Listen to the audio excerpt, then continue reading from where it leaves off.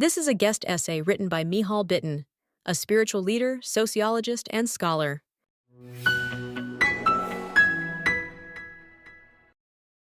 It took me years to understand why I reacted so strongly to being called a Jew of color.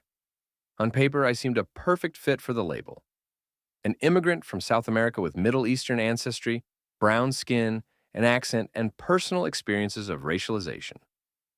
I've encountered racial bias in grocery stores and Jewish institutional settings alike. At first, I thought my discomfort stemmed from the audacity of others assigning me, and many others, a label without seeking our input, all in the name of inclusion. To encounter as an adult a term crafted to describe me, yet entirely absent from my own lexicon, felt alienating and even patronizing. It misrepresented the communities I come from, communities that would not have recognized themselves in the term. Later, I thought my unease stemmed from the label's political connotations. It felt like a term rooted in progressive activism. And while I care deeply about justice, my worldview leans liberal, not progressive.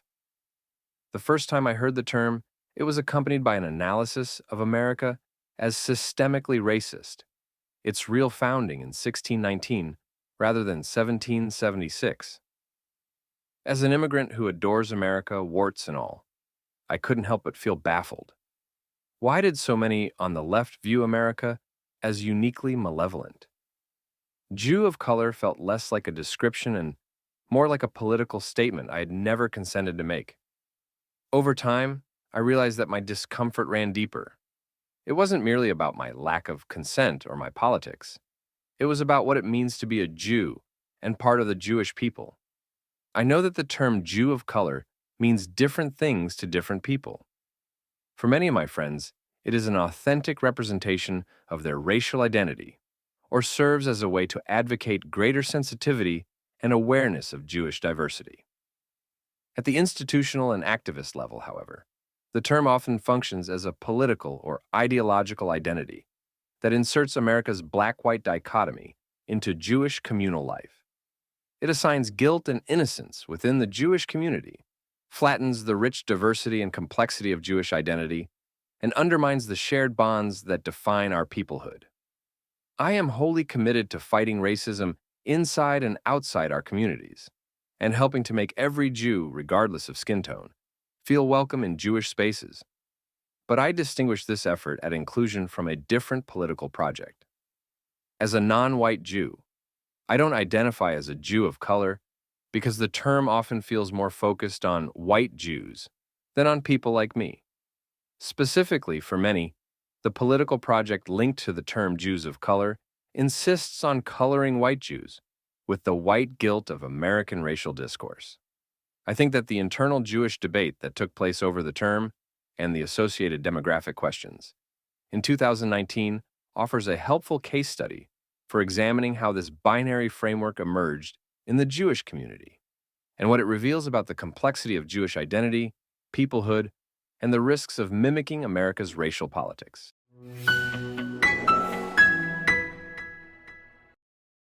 In 2019, the Jews of Color Field Building Initiative published the Counting Inconsistencies report, which delivered two key findings about Jews of color, loosely defined by the researchers as non-white Jews.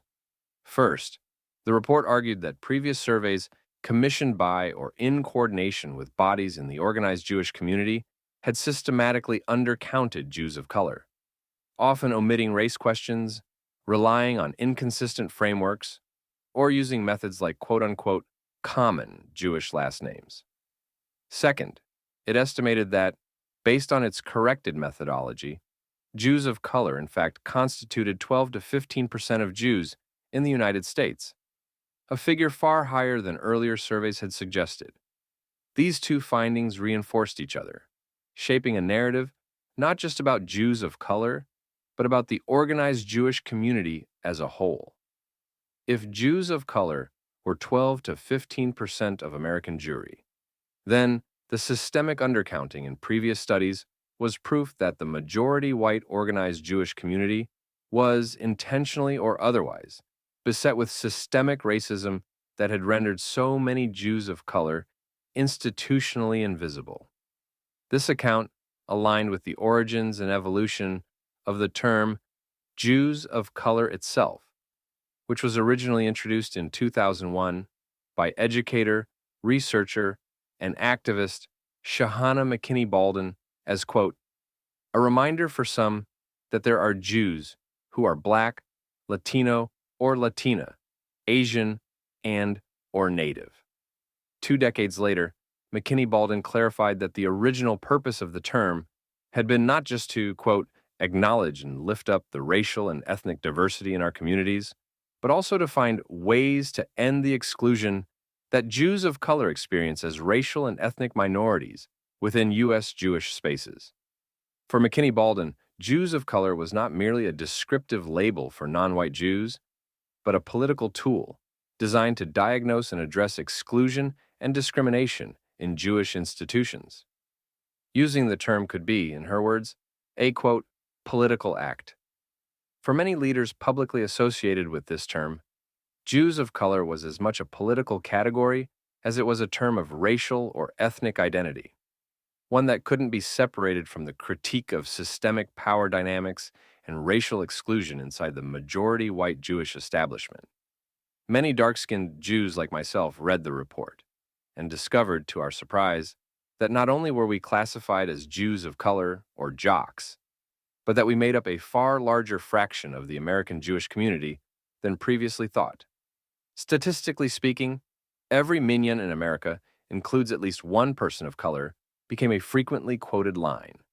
The percentage seemed implausibly high to me, a scholar of Sephardic Jews in the United States, and the term was foreign to my own personal experience as a Sephardic Latina of North African and Middle Eastern descent. At the same time, I acknowledge that my perspective was personal. The term might still reflect the experiences of others in ways I hadn't considered and didn't know.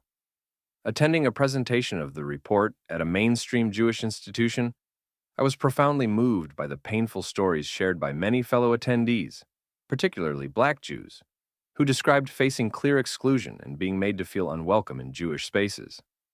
A Jewish grandmother spoke with emotion about the discrimination her biracial grandchildren had endured. The report had unearthed deep communal pain. I left the presentation conflicted. On the one hand, I realized how much I hadn't known about the experiences of those Jews who frequently endure racial bias and exclusion in our Jewish community. On the other hand, I remained skeptical of the accuracy of the 12 to 15% statistic and its use as evidence of systemic racism within the organized Jewish community. The more I learned about how the estimate had been calculated, the more skeptical I became. It counted not only Jews who identified with categories other than white, such as Black, Asian, American Indian, and Hispanic, including those who identified as both Hispanic and white. It also folded in any Jew who selected other, those who identified with multiple groups, and those who identified with no group, almost certainly capturing white-presenting Jews of purely European descent who for any reason did not identify as white. While using such a broad umbrella might make the 12 to 15% estimate more plausible, it undermined the sweeping accusations of systemic racism often tied to it.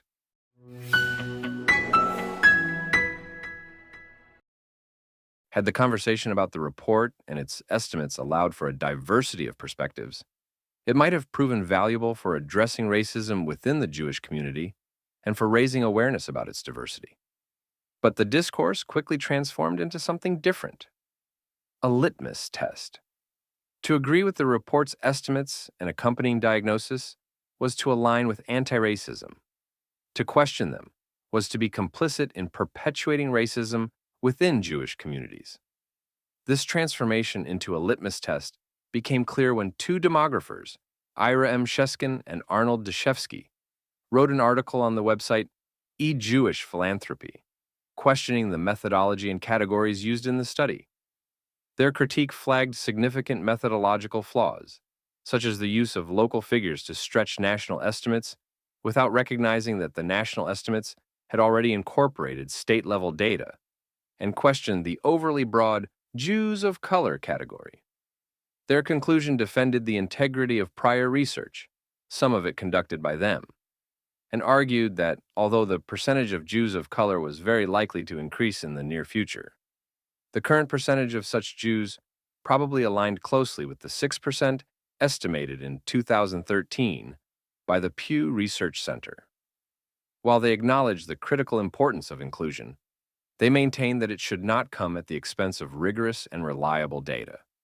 Their prediction of an increase was borne out in a 2020 Pew report, finding that 8% of American Jews identify as non-white or Hispanic. I agreed with their main points, but read their op-ed with mounting unease.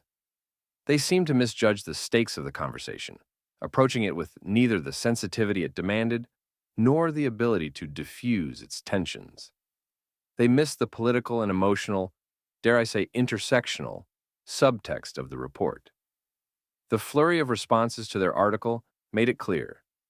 Questioning the estimates, as Sheskin and Dashevsky had done, was tantamount to perpetuating harm. You may not have intended to be racist toward Jews of color, but you are. Rabbi Rick Jacobs and Chris Harrison of the Union for Reform Judaism went so far as to characterize such criticism of the estimates as akin to, quote, an act of white supremacist violence. Reading these reactions, I felt a knot in my stomach. As a non-white Jew apprehensive about the way this report defined and then estimated Jews of color, I realized that questioning this on even factual analytical grounds would be seen as like using the term jock, a political act, and that it risked the racist label. As a sociologist of Jews, I considered this litmus test a mark of academic malpractice, a weaponization of research, however well-intentioned. I drafted an op-ed arguing that interrogation of the report's estimates should not be interpreted as racist. Perhaps, I thought, my identity as a brown Jew would shield me from the accusation of racism. This was on May 23, 2020. On May 25th, George Floyd was murdered. At the advice of colleagues, I shelved the draft and chose silence. The timing was coincidental, but the conceptual confluence was not. The debate over jock numbers was silenced by the same forces that compelled a homogenizing discourse in America about racial justice, and with similar implications. By 2022, I found myself on a Jewish diversity panel, chosen as the balanced voice, diverse, scholarly, critical, but not overly controversial. As a black Jewish panelist passionately declared that, quote, 20% of American Jews look like me. Most nodded in agreement. Later, a friend asked why I hadn't challenged the claim, which was even higher than the 12 to 15% of the much-discussed report. I mumbled something about meeting the audience where they were. The truth was, even as a non-white Jewish scholar, I feared that my purely factual correction would be politically unwelcome.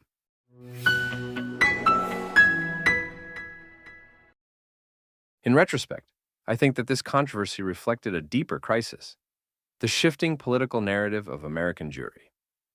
In 1973, Milton Himmelfarb famously quipped, quote, Jews earn like Episcopalians, but vote like Puerto Ricans. Himmelfarb's observation was both factually sound and a mark of pride for many American Jews. It reflected a community that had achieved socioeconomic success while remaining committed to the most vulnerable. American Jewish exceptionalism wasn't just about America being good to Jews. It was about Jews being good to other Americans. But over time, Himmelfarb's observation began to be transformed by the left as an acute indictment of the Jewish bourgeoisie. By earning as they did but voting Democrat, liberal Jews might pat themselves on the back, even as they upheld economic policies that left Black Americans and others behind. This perspective was one I heard frequently when, years ago, I conducted research interviews with Black and Jewish civic leaders in New York. Black leaders repeated that Jews were charitable and loyal Democratic voters, but they also faulted Jews for resisting deeper policy changes for wealth redistribution. In this telling, Jews were reliable partners for running food pantries, but less so when it came to building affordable housing in suburban, upper-middle-class neighborhoods. This challenge to the Jewish self-perception of having both made it in America, while simultaneously aligning wholly with the underserved echoes, a claim from one of the earliest academic works on Jews and whiteness. Karen Brodkin's 1998 book, How Jews became white folks and what that says about race in America, disputed the self-congratulatory narrative prevalent among Jews in the United States. She argued that Jewish success in America wasn't just about hard work, but about access to resources such as GI Bill benefits and being allowed to purchase homes in good neighborhoods, opportunities that were structurally denied to Black Americans.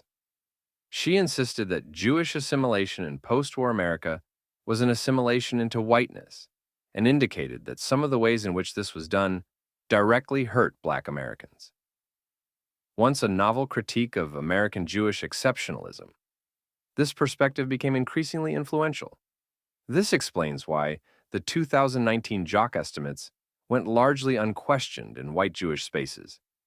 Accepting the numbers was a way of acknowledging our failure as American Jews to examine race critically, including our participation in systems that perpetuated Black socioeconomic disadvantage.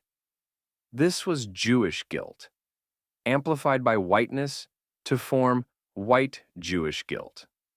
The legitimate critique of Jewish America's negotiation of whiteness and class soon morphed into an ideological narrative. White Jews were as complicit as, or even more guilty than, other white Americans. The fundamental problem with this ideological narrative is that it requires a revisionist uprooting of history.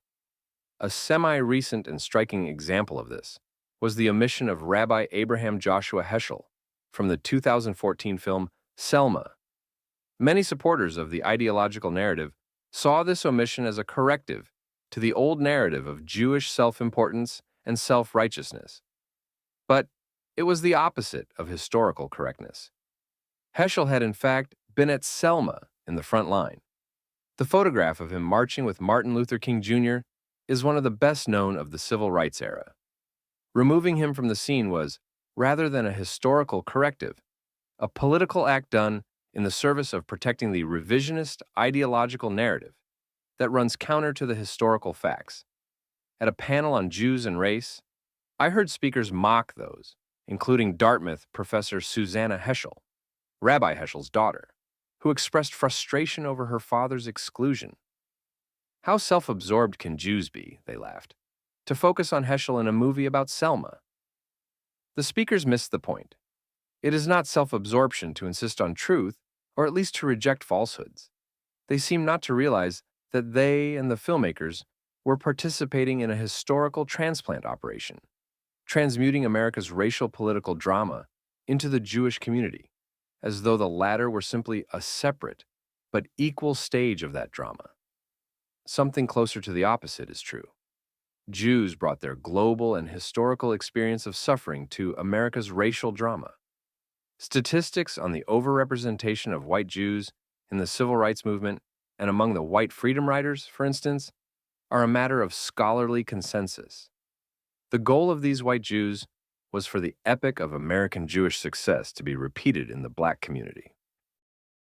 What the revisionist narrative did was to suggest, less than a generation after Auschwitz and the uprooting of Jews from Muslim lands, not only that the history of anti-Jewishness was over, but that it also didn't matter to understand the American Jewish experience.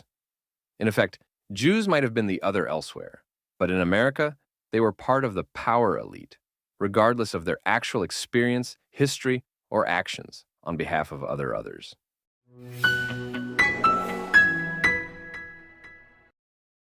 The reason for all this socio-historical political gymnastics is simple.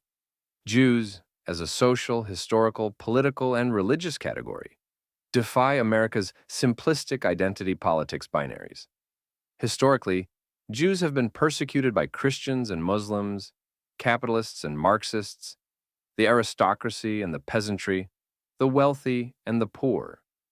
In America, Jews, the majority of whom read as white, are the most frequent targets of religious hate crimes, accused by Christian nationalists, the Nation of Islam, and Black Hebrew Israelites of the same nonsensical cosmic crime, being fake Jews. This not long after 6 million were systematically murdered in Europe for being real Jews. Add to this the fact that white nationalists accuse white Jews of being fake whites. The fact is that Jews are inconveniently complex for the stories that America, and not only America, tells about itself. Jewish history disrupts simplistic frameworks of race and power to such a degree that it requires ideological contortion. Jews had to be forcibly assimilated into whiteness as a moral and political category to make them fit into America's racial story. That project involved the erasure of key elements of Jewish history. This erasure has found near explicit expression in the words of Linda Sarsour, famous for her anti-Israel activism, and once hailed as the quote-unquote new face of intersectional feminism. Sarsour was invited to address a Jews of color gathering before participating in a panel on anti-Semitism at the New School for Social Research.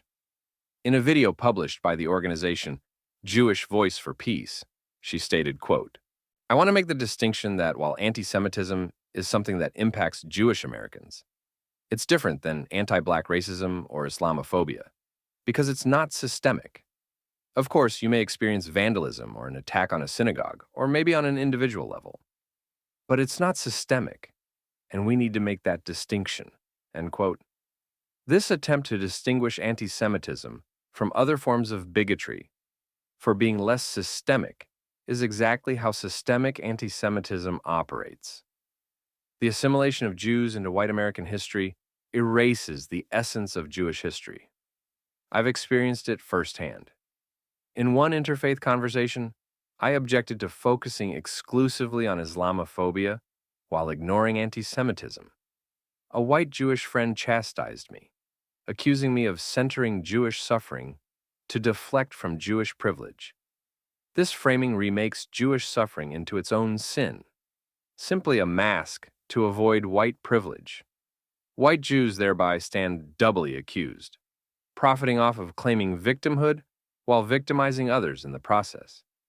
Again, it is as though the timeless story of anti-Jewish hatred is over, or never really happened.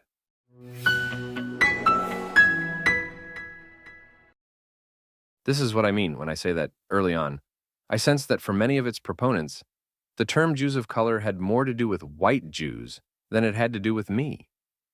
Their construction of Jews of color as a political category reinforced the revisionist narrative construction of white Jews as a political category.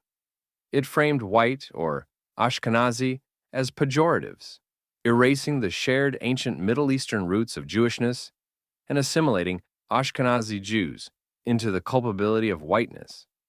It was an attempt to trigger in white Jews a historical amnesia and to make them see themselves as privileged white Americans who happen to be Jewish. The organized Jewish community's acceptance of the inflated statistics in the 2019 report and the resistance to any questioning of the estimates revealed that many in our community had internalized the revisionist narrative. But this whole unfortunate ordeal was also a manifestation of Jewish distinctiveness. The reason it struck a nerve in the organized Jewish community is precisely that American Jews have never fit neatly inside America's defining identity discourse. Race. Like many American Jewish liberals, I have long found some truth in the intersectional analysis of race and class, but not in the ideological and activist claims that often attend it, that merit is an illusion, systemic racism is omnipresent, and race is the primary determinant of power and oppression in America. I find the suggestion that my skin pigment makes me more oppressed than a poor white man from rural America with no high school diploma to be morally perverse. None of this lessens my commitment to the urgent work of fighting racism and bias inside and outside our communities. Recently, I met a young black Jew who shared how awful it's been to walk into synagogues and be repeatedly asked whether he belongs. I was furious that this still happens. It is a desecration of our covenant. Our dispersions have for millennia made us what we might now call a multiracial and multi-ethnic people. Our covenant reminds us that every Jew belongs, every Jew matters, and that our vision for a better world must include the fight to make this a reality. But we must reject falsehoods and the distortion of our Jewish stories. This cannot be the path to a better world. Many of our conversations about Jews of color relied on two false assumptions. First, that racial oppression in the Jewish community was a scale model of that in the broader world. Second, that accentuating racial differences within the Jewish community would be the means for strengthening it. In fact, importing American racial politics into the Jewish community manufactured the tensions and distortions we saw play out in 2019. Rather than, quote, lifting up the racial and ethnic diversity in our communities, which Shahana McKinney-Baldwin, in an article in 2020, described as her original intent, it sowed greater division. In that same article, McKinney-Baldwin quoted Africana scholar Wade W. Nobles on why the act of self-naming is so politically important. The act affirms our, quote, being family and being awesome in a hostile, toxic reality. If there is something we Jews can learn from this episode, it is the necessity of Jewish inclusion for exactly that reason. We have to remember and remind others that our Jewish family is diverse, ethnically, racially, socially, politically, economically, professionally, and in every other way you can name or self-name. I once spoke with my father, a Sephardic rabbi, about a clear instance of discrimination he faced in an Ashkenazi network. Jokingly, I said, let's write an op-ed about Ashkenormativity and racism for a liberal news outlet. It'll go viral and fix this immediately. My father, whose brown skin reflects his Argentinian and Syrian roots, turned pale and then said, you want me to betray my Jewish brothers and sisters in public?